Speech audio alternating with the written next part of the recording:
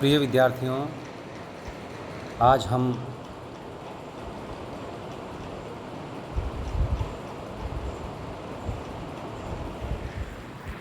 MA final year इतिहास political history of Rajasthan अपना जो पेपर है उसके प्रश्न पत्र में हम आज राजस्थान की महत्वपूर्ण व्यापारिक केंद्रों के बारे में वर्णन करेंगे। प्रिय विद्यार्थियों, राजस्थान में व्यापार और वाणिज्य का एक प्राचीन कालीन से इतिहास रहा है।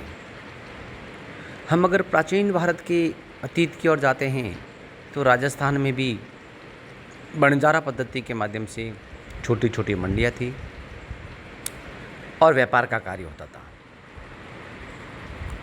और इन व्यापारिक कार्यों के माध्यम से ही स्थानीय आवश्यकता की पूर्ति होती थी।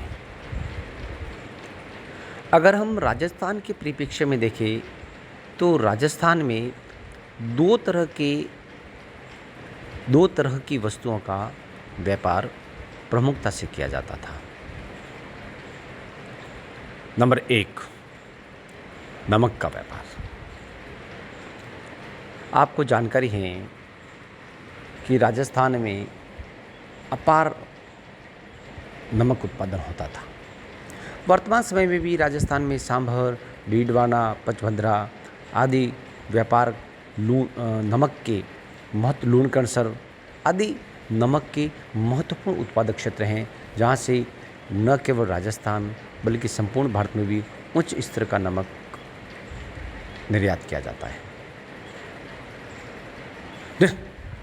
ऐसी ही परिस्थिति के लिए हम राजस्थान में नमक उत्पादन की जानकारी को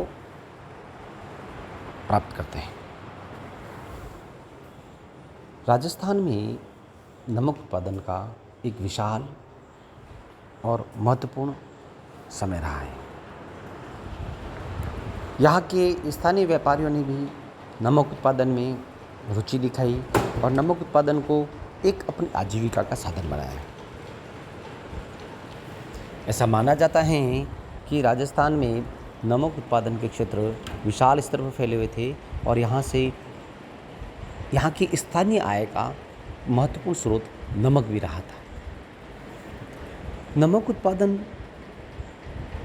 के साथ ही साथ कुछ और भी ऐसे क्षेत्र थे जहाँ पर अफीम का व्यापार होता था। तो राजस्थान में अफीम के व्यापार के भी कुछ प्रमाण हमें मिलते हैं, और वर्तमान समय में चित्तौड़, प्रतापगढ़ आदि जो क्षेत्र हैं यहाँ पर अभी भी अफीम की खेती की जाती है। अफीम एक प्राचीन कालीन महत्वपूर्ण वस्तु थी जो विभिन्न प्रकार के औषधियों में भी काम आती थी। तो राजस्थान में अफीम का व्यापार भी प्राचीन काल से चला आ रहा था। तो इस प्रकार राजस्थान के व्यापार के अंतर्गत हम दो वस्तुओं की महत्वपूर्ण तथ्यों के आधार पर वर्णन करते हैं। उसमें एक नमक है, दूसरा अफीम है। नमक और अफीम के अलावा भी कुछ और भी ऐसी वस्तुएं थी जिनका राजस्थान से निर्यात होता था। इसमें हम अगर पत्थर की दृष्टि देखें तो राजस्थान में मकराना से संगमरमर का पत्थर है, वो न केवल भारत बल्कि विश्व विख्यात माना जाता है स्थापत्य कला की दृष्टि से। तो मकराना से संगमरमर का पत्थर निर्यात किया जाता था। और भी स्थानीय स्तर पर विभिन्न प्रकार के ऐसे उद्योग थे जहाँ से स्थानीय स्तर की कुछ वस्तुएं उत्पादन के क्षेत्र में राजस्थान के अन्य भागों में उत्पादित होती थी और उनको भारत के विभिन्न भागों में भेजा जाता था निर्यात के रूप में। इस प्रकार समग्र रूप से यह माना जाता है कि राजस्थान के अंतर्गत जो व्यापारिक दृष्टि से राजस्थान एक समृद्ध प्रांत माना गया है। वर्तमान समय में भी अगर हम राजस्थान के व्यापार और वाणिज्य की बात करें तो राजस्थान में अपार या इसको कैसे विपुल खनिज संपदा के भंडार हैं।